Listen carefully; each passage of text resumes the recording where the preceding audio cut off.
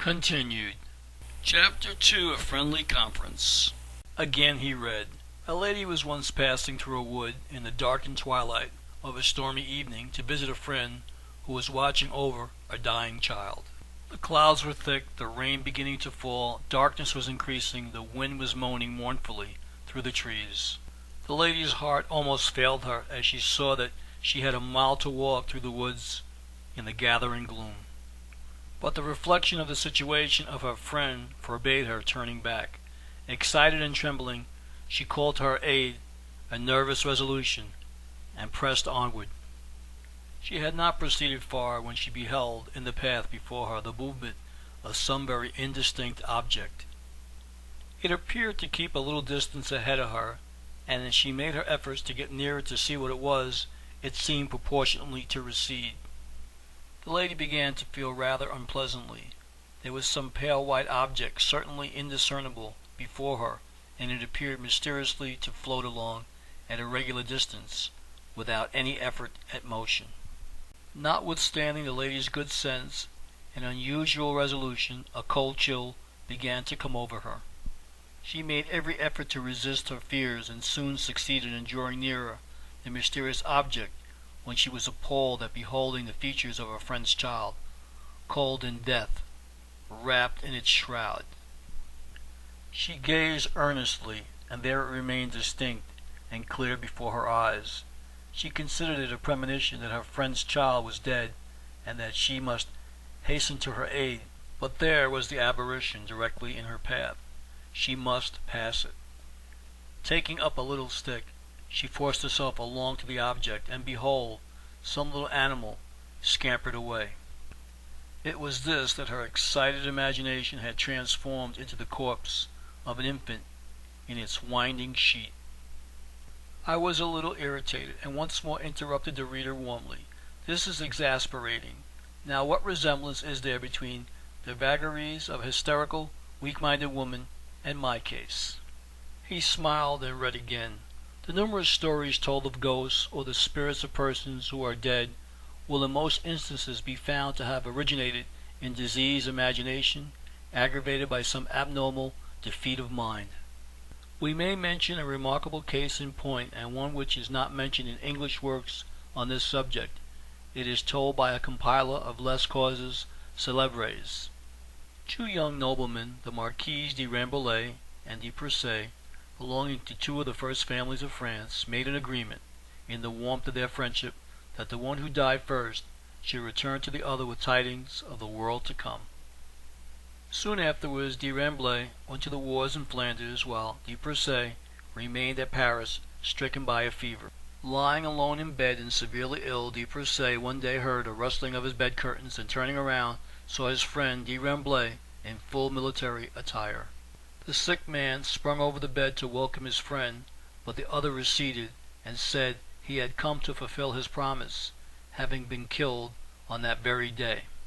Ah, I said, and so the phantom predicted an event that followed as indicated. Spiritual illusions, explained the professor, are not unusual and well authenticated. Cases are not wanting in which they have been induced in persons of intelligence by functional or organic disorders. In the last case cited, the prediction was followed by a fulfillment, but this was chance or mere coincidence.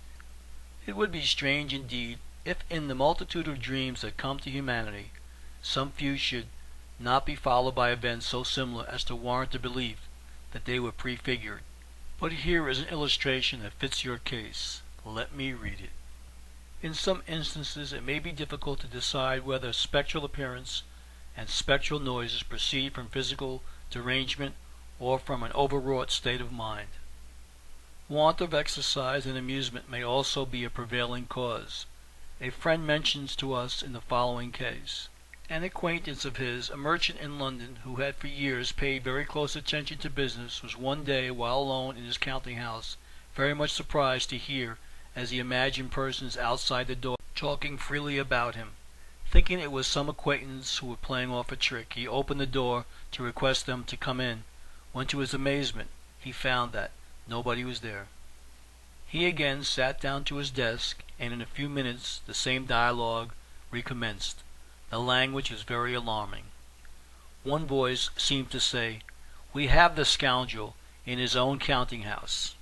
"Let us go in and seize him," certainly, replied the other voice. "It is right to take him.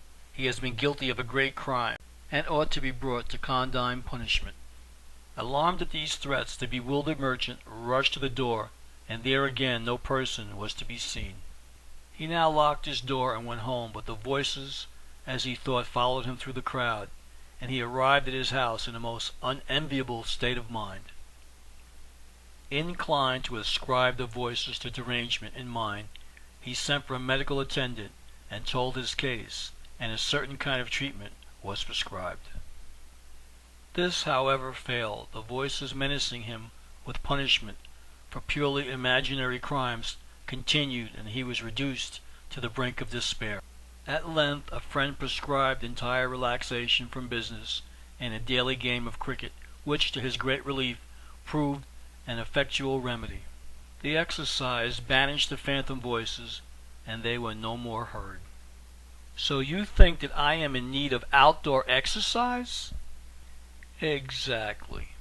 "And that my experience was illusory, the results of vertigo or some temporary calenture of the brain?" "To be plain with you, yes." "But I asked you a while ago if specters or phantoms ever leave tangible evidence of their presence." The professor's eyes dilated in interrogation. I continued, "Well, this one did. After I had followed him out, I found on the table a long white hair, which I still have, and producing the little coil from my pocketbook, I handed it to him. He examined it curiously, eyed me furtively, and handed it back with the cautious remark, "I think you had better commence your exercise at once."